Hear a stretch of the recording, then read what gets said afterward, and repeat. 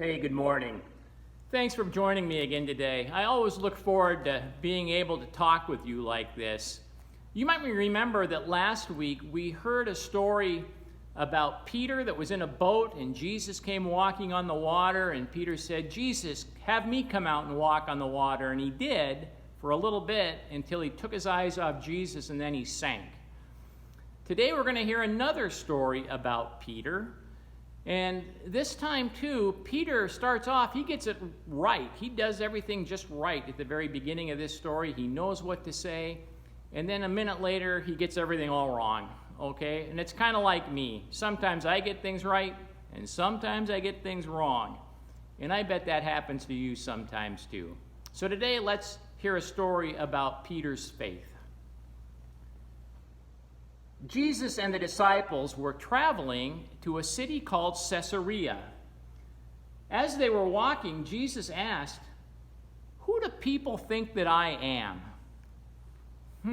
His disciples thought for a second. "Well, some people think that you are your cousin John or the prophet Elijah." Jesus nodded. "Well, who do you think that I am?" Peter could hardly wait to answer. "You're the one God sent to save the world," Peter said. Peter was right. Jesus began to talk about how he would die and come alive again. Suddenly, Peter became very angry. "That's not how it's supposed to happen," Peter argued. "You're not supposed to die."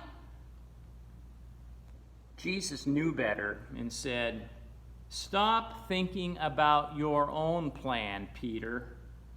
This is God's plan."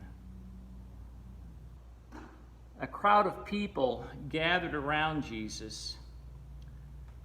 "If you want to follow me," Jesus said, "think about God's plan and not your own ideas."